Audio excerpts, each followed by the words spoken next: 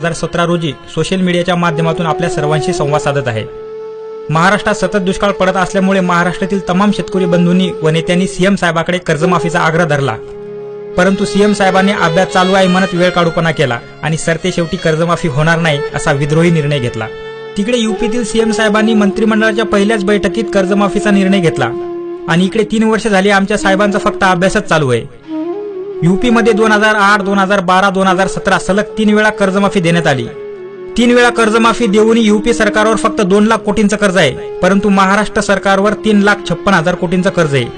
महाराष्ट्र सरकारने तर एकदाच कर्जमाफी दिली होती, ती पण अवघी 7,000 कोटी। तरीही महाराष्ट्र सरकारवर 3,56,000 कोटींचे कर्ज आहे। सरकारवर कर्ज आहे याचा अर्थ महाराष्ट्रातील प्रत्येक नागरिकावर कर्ज आहे।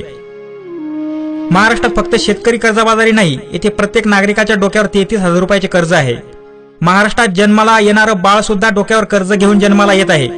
इकडे काय दुनियादारी चालू आहे त्याची त्याला तीळ मात्रही खबर नाही, तरीही त्या बाळाच्या डोक्यावर 33,000 रुपयाचं कर्ज आहे। जर एखाद्या कुटुंबात 5 सदस्य असतील तर 5 गुणिले 33,000 बरोबर 1,65,000 म्हणजे त्या कुटुंबाच्या डोक्यावर 1.5 लाख रुपयांचं कर्ज आहे। त्यातील 1.5 रुपयाही त्याच्या वाट्याला आला नाही, तरीही ते त्या कर्जाचे भागीदार आहेत।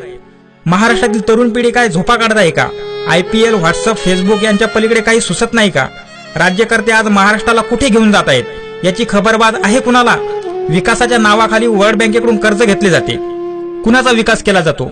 ग्रामपंचायतमध्ये बसलेल्या सदस्यापासून ते मंत्रालयात बसलेल्या मंत्र्यांचा विकास केला जातो। स्वातंत्र्य मिळून 70 वर्ष झाले तरी चांगले रस्ते, मुबलक पाणी, 24 तास वीज हे 3च मुद्दे घेऊन तुम्ही निवडणुका लढवता आणि कामे करायची वेळ आली की गांजर देऊन बाजूला होता। तुम्ही फक्त राजकारणच करू शकता, तुमच्याकडून समाजकारणाची अपेक्षा नाहीच।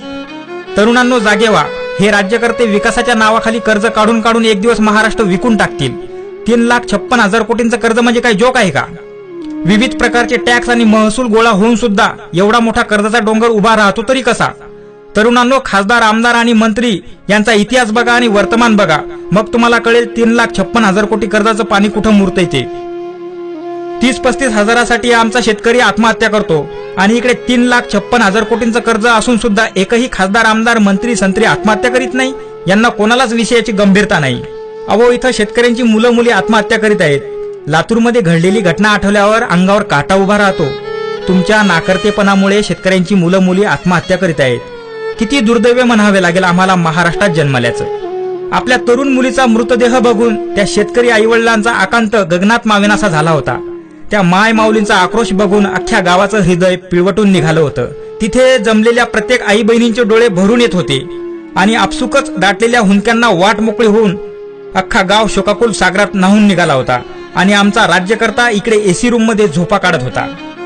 शेतकऱ्यांना तुम्ही पॅकेजवर पॅकेज जाहीर करता, काय फायदा तुमच्या त्या पॅकेजचा? आकाशातून गारा पडतात तेव्हा त्या भल्या मोठ्या आकाराच्या असतात, परंतु जमिनीचा पृष्ठभाग गाठेपर्यंत त्या गारांना हवा लागून लागून त्या शेंगदाण्याच्या आकारात जमिनीवर पडतात। तसंच तुमच्या पॅकेजचं आहे। घोषणा तर हजारो कोटी रुपयांच्या होतात, परंतु त्याचा शेतकऱ्यांना काहीच फायदा होत नाही।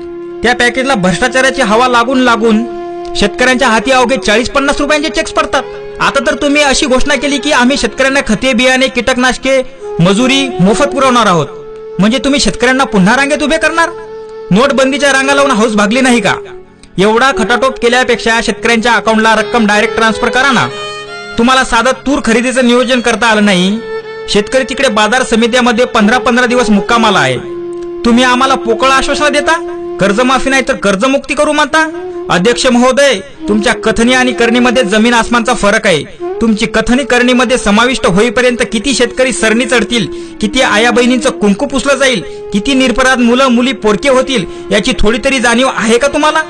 काय तर बोलाचाच भात आणि बोलाचीच कढी। राज्यभरात रोज उभारली जाते आत्महत्येची गोडी। राज्यकर्त्यांनो, लाज वाटू द्या थोडी, उगाच थापा मारून बांधू नका माडी। अरबी समुद्रात 10,000 कोटी खर्च करून छत्रपती शिवाजीराजांचा पुतळा बांधायचा म्हणता तुम्ही। नाकापेक्षा मोती का जड करताय तुम्ही? विरोध पुतळ्याला नाही, विरोध पुतळ्याला नाही, विरोध आहे तुमच्या शेतकरी विरोधी धोरणांना। इकडे जिवंत शेतकरी मरणासन्न होऊन पुतळे होऊन पडले आहेत आणि तुम्ही तिकडे छत्रपती राजांचा पुतळा बांधायला निघालात। आज आमचे छत्रपती राजा असते तर आमच्यावर अशी वेळ कधीच आली नसती। छत्रपती राजांच्या काळात कधीच कुणी आत्महत्या केली नाही। आज आमचे छत्रपती राजा असते तर तुमच्यासारखे भ्रष्टपती नेते चराचरा कापून टाकले असते। राज्यकर्ते कसे असावे, राजकारण कसे असावे हे राजांच्या शिवचरित्रातून शिकून घ्या। शिवचरित्र तुम्हाला काय ढेकळ कळणार आहे का? येथे घटनेनेच अंगठे बहादरांना राज्य करण्याची मुभा दिली आहे। येथे आम्हाला साधा चपराशी व्हायला 12वीच्या आठ आहे, पण राज्य करताना खुली सूट आहे. यामध्ये काहीच बदल व्हायला नको. आमच्या छत्रपती राजांनी 400 वर्षापूर्वी बांधलेले गड किल्ले आजही पाय घट्ट रोवून उभे आहेत आणि तुम्ही काल बांधलेले रस्ते पुराच्या पाण्यात वाहून जातात. हाच आहे का तुमचा पारदर्शकपणा? आमच्या राजांचा काळ कधी परत येईल देवच जाणो. आमचा शेतकरी वर्ग खूप भाबडा आहे. त्याला वाटतंय देव कोपलाय म्हणून दुष्काळ पडतोय. देव कोपलाय म्हणून नाही तर राज्यकर्ता झोपलाय म्हणून दुष्काळ पडतोय. देवाने ज्यांच्यावर कामे करण्याची जबाबदारी सोपवलेली आहे तेच नेते कामे करीत नाहीत, म्हणून आपले गाऱ्हाणे घेऊन शेतकरी पंढरीची वारी करतोय. त्याला वाटतंय विठू माऊलीला साकडं घातल्यावर तो सर्व काही ठीक करेल. हे प्रश्न सोडवण्यासाठी तुमचा विठू माऊली पंढरीत नाहीये, तुमचा विठू माऊली तिकडे मंत्रालयात बसलाय सूटबूट घालून. यावर्षी आषाढी एकादशीला पंढरीला न जाता लाखोंच्या संख्येने मंत्रालयात जा. तिथे जाऊन टाळ मृदंग वाजवा. सुटाबुटात झोपलेल्या विठू माऊलींना उठवा. पांडुरंग पांडुरंग म्हणत त्यांच्यावरील भ्रष्टाचाराचा गडदरंग धुवून काढा आणि कर्जमाफी द्यायला त्यांना भाग पाडा. राज्यभरात रोज आत्महत्या होत असताना इकडे संघर्ष यात्रेचा इव्हेंट चालू आहे. अरे तुम्ही संघर्ष यात्रा काढताय कुठे? आग मुंबईला लागली आणि पाणी घेऊन चालले दिल्लीला. तुम्ही सत्तेत होते तेव्हा कसे हे तुमच्यावर धावून आले होते आणि कर्जमाफी करून घेतली होती, तसे तुम्हीही त्यांच्यावर धावून जा ना. घाबरताय कुणाला? 15 दिवस अन्नत्याग करा. त्यांच्या दारात तळ ठोकून बसा. फक्त तोंडाने फुकल्यावर आग नाही विझत. तिकडे तो एकटा विदर्भ वीर आसूड यात्रा घेऊन पीएम साहेबांच्या होमग्राऊंडवर चालून गेला होता. त्या वाघाला गुजरात पोलिसांनी मध्येच अडून माघार घ्यायला लावली, नाहीतर पीएम साहेबांना चांगलं धारेवर धरण्यात आलं असतं. अधिवेशनीय काळात सत्तेतील वाघांनी चांगलीच डरकाळी फोडली. वाघाची डरकाळी बघून इतर पक्षांनाही चांगलाच जोर आला होता. कर्जमाफीबद्दल शेतकऱ्यांच्या आशा चांगल्याच पल्लवित झाल्या होत्या, पण 2-4 दिवसातच वाघाचं कधी मांजर झालं कळलंच नाही. वाघाची डरकाळी काय फक्त सिजनेबल डरकाळी आहे का? निवडणुका लागल्यावरच नको नको ते स्टेटमेंट द्यायचे, हे करू देणार नाही, ते करू देणार नाही. कर्जमाफी झाली नाही तर हा प्रकल्प बंद पाडू, तो प्रकल्प बंद पाडू. वाघ 2-4 दिवस चांगल्या डरकाळ्या फोडतो. कर्जमाफीसाठी वाघ रस्त्यावर का उतरत नाही? कर्जमाफीची मागणी एकसारखी का लावून धरत नाही? याच्यावरून हे सिद्ध होते की यांना शेतकऱ्यांशी काही देणं घेणं नाही. यांना फक्त यांची राजकीय पोळी भाजून घ्यायची आहे. सीएम साहेब म्हणतात आम्ही 25 लाख शेतकऱ्यांशी संवाद यात्रा करू.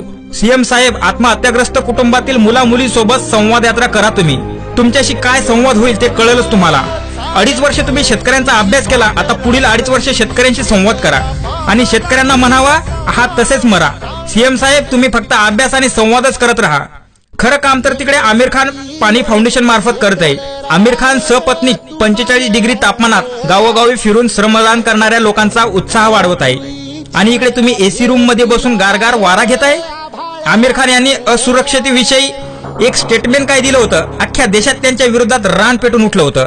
आता तोच आमिर खान एवढा स्तुत्य उपक्रम गाजवत आहे, त्याविषयी कोणीही जजमेंट द्यायला तयार नाही. मुळात चांगलं बघायची दृष्टीच आपल्याकडे नाही. आमिर खान यांचं तुफान आलं या ह्या कार्यक्रमाला युट्यूबवर अवघे 5000 व्ह्यूज येतात आणि तिकडे सनी लिओनच्या लैला लैला ॲटम सॉंगला 10 करोडपेक्षा जास्त व्ह्यूज येतात. तो एकटा आमिर खान एवढा मोठा सेटअप लावू शकतो. तुमच्याकडे तर सेटअप ऑलरेडी तयार आहे, पण तुम्ही त्या सेटअपला झोपेतून गेटअप करायलाच तयार नाही. सर्व यंत्रणा फक्त मेकअप करून खुर्च्यावर बसली आहे. कोणत्याच सरकारी कामाला गती नाही. सगळ्या अधिकाऱ्यांची मती गेली आहे. फाईलवर वजन ठेवल्याशिवाय फाईल पुढे सरकत नाही. इथून पुढे लोक तुमच्या मुंडक्यावर वजन ठेवून फाईल पुढे सरकवतील. सीएम साहेब, तुम्ही म्हणता अभ्यास चालू आहे. अहो, अभ्यास तर झालेला आहे. एकूण थकबाकी कर्जापैकी 80% कर्ज पश्चिम महाराष्ट्रात आहे. उरलेलं 20% कर्ज विदर्भ, खानदेश, मराठवाड्यात आहे. आत्महत्याग्रस्त विभाग म्हणून विदर्भ, मराठवाडा आणि खानदेशमधील शेतकऱ्यांचे 7-8 हजार कोटींचे कर्ज माफ करा. पश्चिम महाराष्ट्रातल्या कर्जाच्या दबावापायी विदर्भ, मराठवाड्यातील शेतकरी नामशेष करू नका. पश्चिम महाराष्ट्रातील शेतकऱ्याकडे अजून थोडा धीर बाकी आहे, परंतु मराठवाडा, विदर्भातील शेतकऱ्यांचा धीर आणि संयम तुटून गेला आहे. सरसकट कर्जमाफी झाली तर फारच चांगलं, पण तुमचं बजेट कोसळते म्हणून मी हा उपाय सुचवला आहे. व्हेंटिलेटरवर गेलेल्या शेतकऱ्यांना नॉर्मल स्थितीचं अन्न तुमच्या हाती आहे. नाहीतर उगाच विरोधी राजकारण करतील म्हणून मला ना तुला घाल कुत्र्याला अशी आडमुठी भूमिका घेऊन विदर्भ, मराठवाड्यांची कर्जमाफी टाळू नका. तुम्ही जर विदर्भ, मराठवाड्याची कर्जमाफी टाळली तर तुम्हाला नक्षलवादी बघायला छत्तीसगडमध्ये जाण्याची गरज पडणार नाही. विदर्भ, मराठवाड्यातच पावला पावलावर नक्षलवादी तयार होऊन पांढरे कपडेवाल्यांना ठार करतील. पुन्हा एकदा कळकळीची विनंती करतो, बघा जमते का कर्जमाफीचं, नाहीतर तयार राहा येणाऱ्या परिस्थितीला तोंड द्यायला. शेतकरी